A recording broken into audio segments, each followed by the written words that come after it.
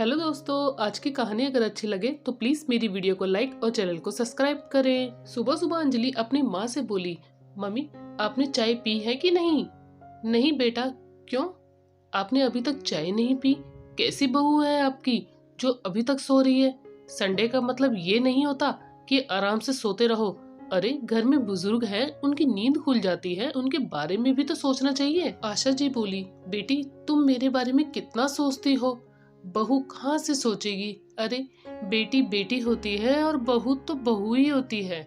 बहू घर के इतने काम नहीं करती जितना जताती है, और तुम्हारा भाई उसे मेरे बुढ़ापा नहीं दिखता बल्कि अपनी पत्नी की थकान जरूर दिख जाती है। चलो फिर फोन रखती हूँ, अब बहू को जगाती हूँ, वरना चाय भी मुझे खुद ही बनानी पड़ेगी। थोड़ी देर बाद आशा जी अपनी बहू संजना के कमरे के पास जाकर बोली, बहू सुबह हो गई, सूरज कितना ऊपर चढ़ गया और तुम अभी तक सो रही हो। अरे अरुण ऑफिस नहीं जाएगा तो क्या लोगों को भूख प्यास नहीं लगेगी? संजना बोली, मम्मी जी मैं कब की जग गई हूँ। सुबह सुबह लोग भगवान का नाम लेते हैं और आप और दीदी न जाने कितने लोगों की बुराइयां कर लेती हैं। दीदी को तो इतनी सुबह फुर्सत मिल जाती है क्योंकि उन्होंने तो काम वाली लगा रखी है। आशा जी को पता नहीं था कि संजना जाग चुकी है। वह बोली, अरे बहू तुम जाग गई, मुझे लगा तुम अभी तक सो रही हो।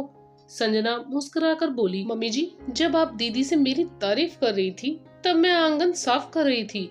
आशा जी बोली, अब बेटी है तो माँ की चिंता तो उन्हें होगी ही। संजना हंसकर बोली, मम्मी जी ननद दूर से ही माँ की चिंता करती है, कभी यहाँ आकर भी सेवा कर लिया करे तब जानू। आशा जी बोली, बहू दूसरों की बातें छुपकर सुनना अच्छी बात नहीं। क्या हुआ अगर अंजलि ने मुझे कुछ सलाह दे दी? वह मेरी चिंता करती है, इसमें बुरा क्या है? तुम भी तो अपनी माँ की चिंता करती हो। संजना हंसकर बोली, मम्मी जी मैं छुपकर आपकी बातें नहीं सुन रही थी। आप दोनों इतनी तेज आवाज में बातें कर रही थी कि सारी बातें आपके बेटे के कान में भी पड़ रही होगी। हाँ वह बात अलग है कि वे आपसे कहने और पूछने नहीं आएंगे। संजना बोली, और एक बात मम्मी जी, इस मामले में आप मेरी तुलना अपनी बेटी से ना ही करें तो बेहतर होगा। मैं अपनी माँ की चिंता जरूर करती हूँ, पर कभी भी अपनी माँ को अपनी भाभी के खिलाफ भड़काती नहीं हूँ। आखिर मेरी भाभी मेरी माँ की देखभाल कर रही है तो मुझे उनका एहसान मानना चाहिए। खैर मैं चाय बनाकर लाती हूँ। इतना कहकर संजना रसोई में चली गई। संजना रसोई में काम कर रही थी और अरुण अपने कमरे से निकले तो आशा जी बोली, बेटा एक बात बताओ, इस घर में मेरी कोई इज्जत है कि नहीं? तुम्हें पता है आज सुबह सुबह तुम्हारी बीवी ने मुझे कितना कुछ सुनाया।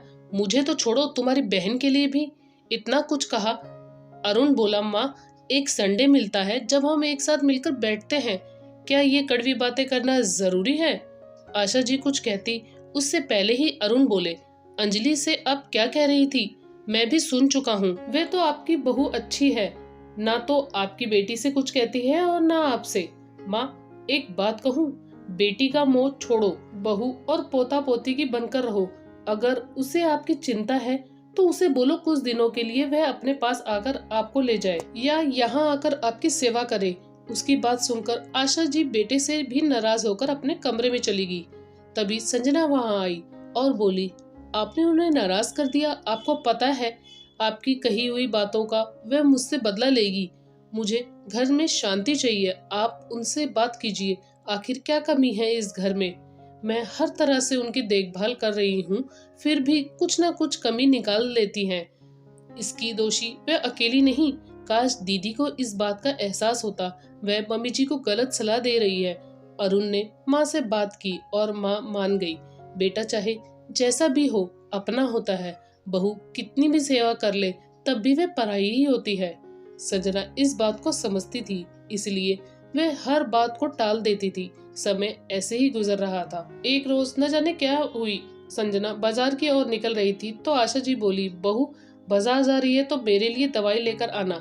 संजना बोली, क्यों मम्मी जी, क्या आपकी तबीयत खराब है? आशा जी बोली, हाँ। संजना बोली, मम्मी जी बिना डॉक्टर की सलाह से कोई भी दवाई लेनी नहीं चाहिए। आशा जी कड़क कर बोली, बहू तुम लाओगी या मैं खुद बाजार से लेकर आऊं? संजना बोली, मम्मी जी ना तो मैं लाऊंगी ना आपको लाने दूंगी। शाम को अरुण घर आएंगे तब मैं उनसे बात करूंगी।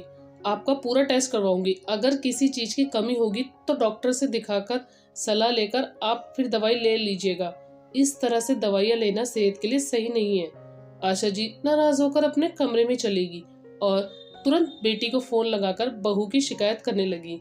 शाम को अरुण घर आए तो संजना ने पूरी बात बताई।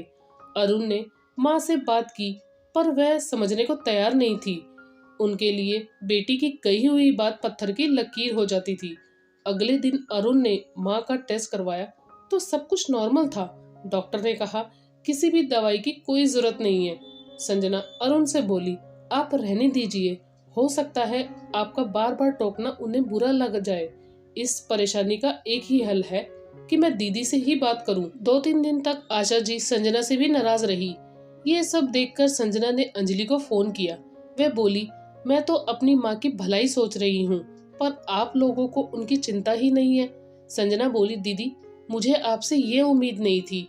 आप पढ़ी लिखी हैं, आप तो जानती हैं कि बिना डॉक्टर की सलाह से इस उम्र में कोई भी दवाई मम्मी जी को नहीं दी जा सकती। और अगर आपको उनकी इतनी ही चिंता है तो आप यहाँ आकर उनकी सेवा कीजिए। दूर से तो माँ की चिंता हर कोई करता है। अंजलि बोली, भाभी माँ मेरे लिए आपसे ज्यादा सोचती है, ये बात आपको और भैया को अच्छी नहीं लग रही है। संजना बोली, कैसी बात कर रही हैं आप? बहू कभी भी बेटी की जगह नहीं ले सकती, बल्कि वह अपनी एक अलग ही जगह बनाने की कोशिश करती है। तब तो मैं भी कह सकती हूँ कि सेवा मैं करती हूँ और मम्मी जी सोचती आपके लिए, पर मैंने तो शिकायत नहीं की। आपका आपके भाई और माँ के साथ रिश्ते अच्छे बने रहे, इससे मुझे क्या तकलीफ होगी? मुझे तो खुशी होगी कि मेरे बच्चे भी देखकर सीखेंगे कि रिश्तों को कैसे मजबूत किया जाता है। बस आपसे एक ही प्रार्थना है कि मम्मी जी से कोई ऐसी बात मत कीजिएगा कि मेरी और मम्मी जी के रिश्ते में दूरियां हो। और अगर आपको मुझ पर भरोसा नहीं है तो आप अपनी माँ को अपने साथ रख सकती हैं, मुझे उससे कोई एतराज नहीं है। इतना कहकर संजना ने फोन रख दिया। रात में अंजलि ने आशा जी को फोन करके सारी बात बताई। अगले दिन आशा जी ने खूब बखेड़ा खड़ा किया और संजना को खूब खरी खोटी सुनाई। संजना बोली, मम्मी जी मैंने क्या गलत कहा? मैं अगर आपके लिए अच्छा सोच रही हूँ तो क्या गलत कर रही हूँ? दीदी अगर रोज रोज हमारे रिश्ते के बीच में कड़वाहट घोले तो आज नहीं तो कल कड़वाहट ही आएगी। क्या आप नहीं चाहती कि आपकी बेटी मायके आए तो अच्छी यादें लेकर जाए? इतना समझाने के बाद भी अगर दीदी नहीं समझेगी तो मुझे नंदोई जी से बात करनी ही होगी। बस मैं अपने घर में शांति चाहती हूँ और कुछ नहीं। इतना कहकर संजना वहां से चली गई। अरुण बोला, एक संडे का दिन आता है जब सोचता हूँ आप लोगों के साथ अच्छे से समय बिताऊंगा, पर ये संडे भी लड़ाई झगड़े में ही बीत गया। माँ अगर संजना नाराज होकर अपने मायके चली गई तो इस घर की पूरी जिम्मेदारी आपकी होगी। फिर बुलाना अपनी बेटी को, देखता हूँ बिना किसी स्वार्थ के आपकी और इस घर की जिम्मेदारी को संभाल सकती है कि नहीं। आशा जी बोली, हाँ हाँ क्यों नहीं संभालेगी। अरुण बोला, आपके सामने ही अंजलि को फोन करता हूँ और आज मैं इस लड़ाई को ही खत्म करता हूँ। अरुण ने तुरंत अंजलि को फोन किया और फोन स्पीकर पर रखा। अरुण बोला, अंजलि संजना रिंकू और प्रिया को थोड़े दिन के लिए अपने मायके लेकर जा रही है, तो तुम कुछ दिन के लिए यहाँ आ जाओ। मैं तो नहीं जा रहा क्योंकि मेरा तो ऑफिस है। तुम आओगी तो तुम माँ और घर दोनों को संभाल लोगी। अंजलि झट से बोली, भाई आप कैसी बात कर रहे हो? मैं कैसे वहाँ आ सकती हूँ? मेरा भी घर है, घर में मेरी भी जिम्मेदारियाँ हैं। फोन पर बात करना अलग बात है और माँ को बिना नौकर चाकर के संभालना अलग बात है। वहाँ आकर घर का सारा काम करना ना बाबा मुझसे नहीं होगा। और माँ के नखरे भाभी ही संभाल सकती है, मैं नहीं। बेटी की बात सुनकर आशा जी के होश उड़ गए और फिर अरुण बोला, अंजलि माँ के लिए तुम्हारी चिंता बस इतनी ही थी? तभी आशा जी ने फोन लिया और बोली, सच कहती है मेरी बहू, तुम दूर से ही बस मेरी चिंता करती हो, कभी मेरी सेवा तुमने नहीं की। अरे जब शादी से पहले नहीं की तो आप क्या करोगी? मैं ही पागल थी जो बेटी के मोह में बहू से रिश्ता खराब करती रही। आशा जी ने फोन रख दिया। अगले दिन सुबह से अंजलि का फोन आ रहा था पर माँ ने फोन को हाथ तक नहीं लगाया। संजना बोली, मम्मी जी रिश्तों को बनाने में सालों लग जाते हैं, तोड़ने में इतनी जल्दी मत कीजिए। आखिर वह आपकी बेटी है उन्हें उनकी गलती का एहसास हो जाना यही बहुत है। मैं चाहती हूँ आप खुश रहिए, मुझे आपसे कोई शिकायत नहीं। इतना कहकर संजना चली गई। आशा जी को अपनी भूल का एहसास हो गया। दोबारा अंजलि का फोन आया। उन्होंने फोन उठाया और कहा, मुझे फोन कम किया करो और त्योहारों पर ही आया करो। अब मैं बेटे बहू के साथ खुशियों के पल बिताना चाहती हूँ। जिंदगी के हर मोड़ पर बेटे बहू ही साथ देंगे, ये बात मैं जान चुकी हूँ।